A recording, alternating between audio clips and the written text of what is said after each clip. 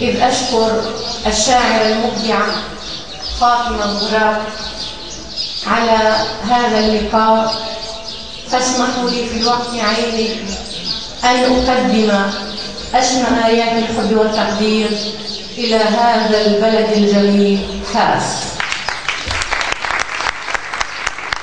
فاس هذا البلد، هذه المدينة التي كتبت لها وأنا في القطار من دار البيضاء إلى هذا المكان الجميل. فالقصيدة بعنوان تحية إلى فاس. أكبرت مجدك تياها على الحقب، يا فاس حسنك فاق الوصف في الكتب. بوحا رسمت اشتياقي، شدتني وجها بطهر أصلك موسوما على القبب. شممت منها أريج الإرث واتلقت صبابة الزمن المزهو بالنسب. كتب سحرك ضوء الصبح بضعته، فأنت للدهر نور العلم والأدب. ما للحروف إذا أسرجتها قدرا، أسرت إليك بصوت القهر والشجب. يا فاس جئتك أحلامي مهشمة، تبكي عروبتنا الشكلى من اللهب. أشكو المساجد أحزاني ويؤرقني دمع الجراح وآه الخزي والنوب. فكيف أنظم فيك الحب أرسمه، وفي الكلام براكين من الغضب. هي الصروف تتيه اليوم من طرب، ثملة تبارك نهر الموت في الشعب. يا بؤسه زمنا يبكي على زمن كناه كونا، وكانت أمة النجب. داوي جراحي يا فاس، بك اختزلت حبال السيف والإسلام والعرب. بك التطيب حلمي، خلتني سحبا أسمو بطهر كرام الأصل والحسب. أنت الأصالة نعماك معطرة، يحلو بك الشعر يختال على الشرب. يا دارة الشعر أنت اليوم دارتنا.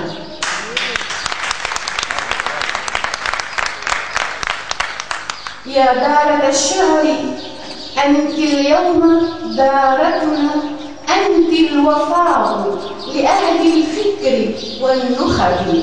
وأنت يا فاس، وأنت من فاس نورا يستظل به، وفاس للدهر أرض العز والأدب. يا فاس عمرك لا مقياس يكتبه، بك التواريخ تنسى صولة الرتب. هذه كولومبيا يا أرضا مباركة، هز الجذوع لعل البر في الرطب.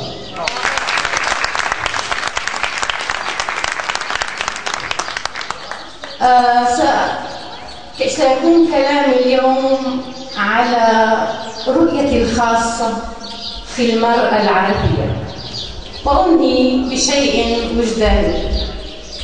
لا أدري إن كنت في المغرب كالمشرق تطلب الجدة من ابنتها العروس أن تكون مغناجا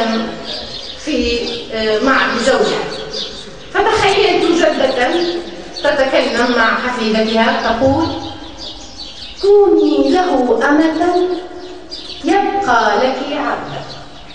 تجيبها: لا أطلب العبد، زوجا أريد، وذاتي الأخرى فلنصنع القدر. بنيتي فستانك المشقوق للرقص خذيه، لا أتقن الرقص، فكرا أريد، وسيدا يستعطف الكتب، بحرا يثور، وزورقا لا يعرف الملل. مكياج كوني امنحيه تفضلا، الأسر يغويه، لا أبتغي المسجون للآتي رفيقا، نورا تحرر أرتضيه رفيقا. الصدق يجمعنا والفكر متكأ، والطفل يولد من إخلاصنا رجلا.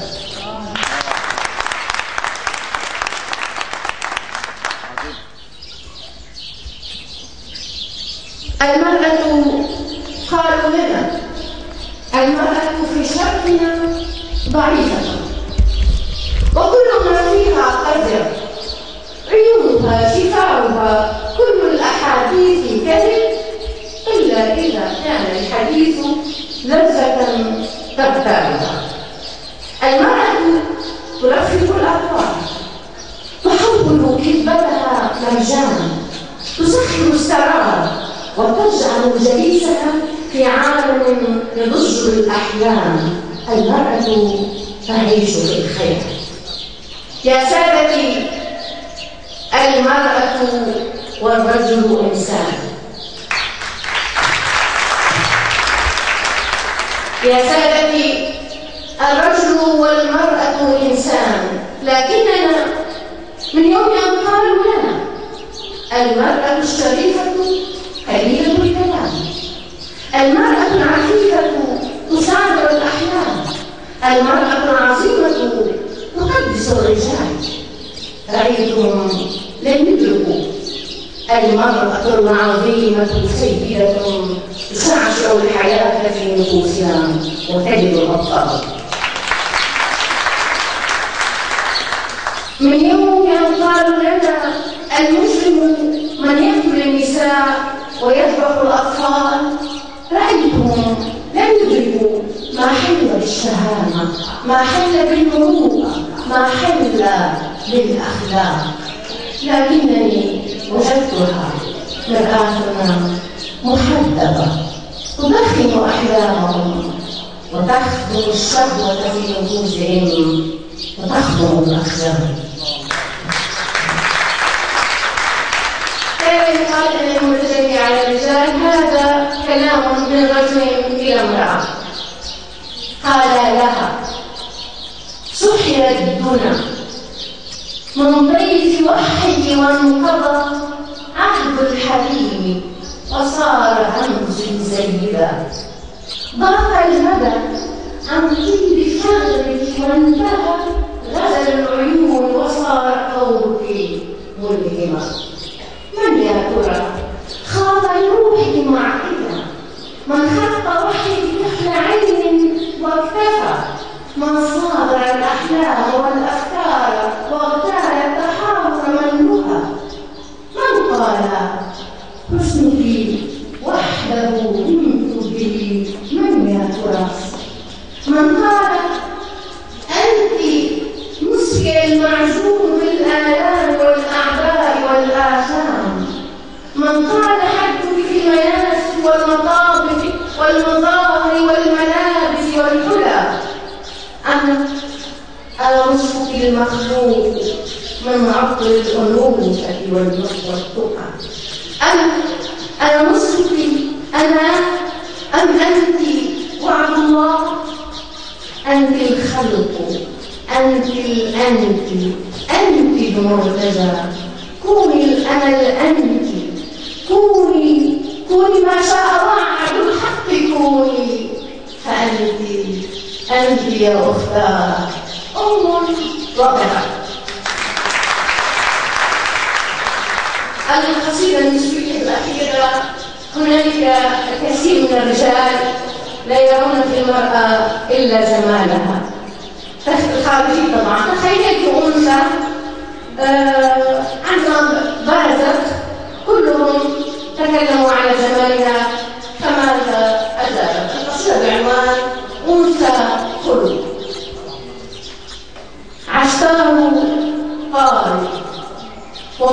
أطفالهم حار، يغناش يا زنبقا الأكمام والغار، حسناء يا سحرها والذل خطوتها، مضمخ طيبها والحسن أنوار، وافق قدها مستعطف فمها، المبسم طيب المزهور أزهار، سبح لربك تنتظر مواهبه، صاغ الجمال وشعت منه أنوار، نعم الأنوثة مرمر تمثال، تركك الدمر من أجفانها غيدا، بوحا حزينا وهمس البوح أسرار، أنا سدارك لأن القلب من ظمأ، رحمة يا نفسي هل للحسن أثمار، عفو الإباء فما وهم ولا وهن، أنا الجمال وحسن الخلق مئزار، سأكتب الآية الكبرى على غضبي، سأكتب الآية الكبرى على غضبي، عطر الأنوثة عطر والهوى نار، إن جمالك سأكتب الآية الكبرى على غضبي، عطر الأنوثة عطر والهوى نار، إن الجمال لأقوال وأفعال. أنا معجبة بالصبايا لأنهن أحببن هذا الكلام.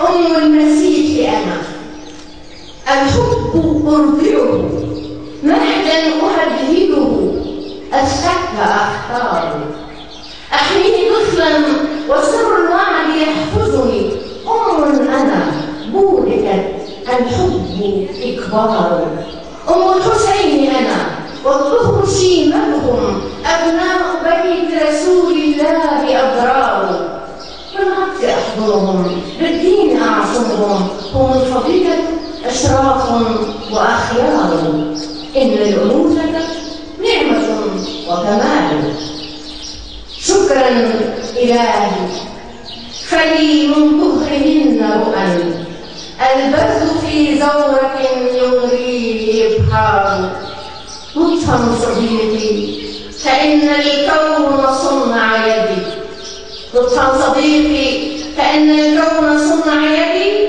ما شئت كان وما أبغيه أقداري، حقي أشرعه دوري أمنعه، أنثى خضوع أنا روح وأفكار.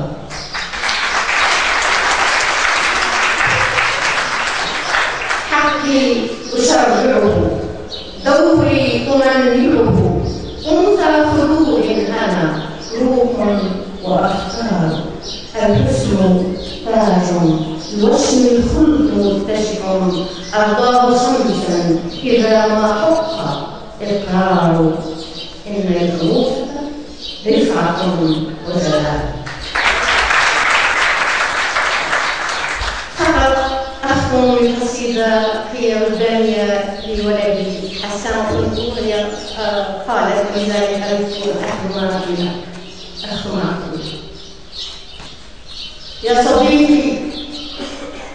صديقي لا تسلني عن عناوين افتئاتي واحتراقي وجروحي واصطداري، لا تسلني عن بحار الحزن في عين ابتسامي، أصديقي بعد شوقي واشتياقي، بعد شجبي وشجوني وصليب الأرض في ريف قلوبي، خجل دم السقايا، خجل دم السقايا، واستراحت سفن القهر على الجودي حماية. يا صديقي كم توكلت على دمع دمائي، وتمنى الجفن أن يروي احتباسي، خاض في همسة الصبح اشتياق. ها يد تبكي تصلي رحمة الرباه، هل موت بعافي. يا صديقي ها جبال صاغها الحب سلاما، وتسامى طيف المعبود في صمت أياما. أيد تشم بؤسي ضيائي تلهب قامات شوقي.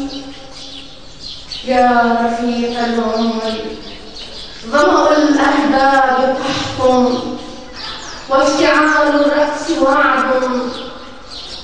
شاح حبر يا بني، شاح في القهر انتظاري، وصباحي كمسائي، وزع الأيدي صلاة. فمتى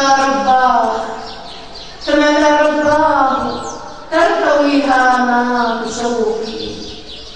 فمتى رباه ترتوي هامات شوقي، ويسير الندب عنوان افتئاتي.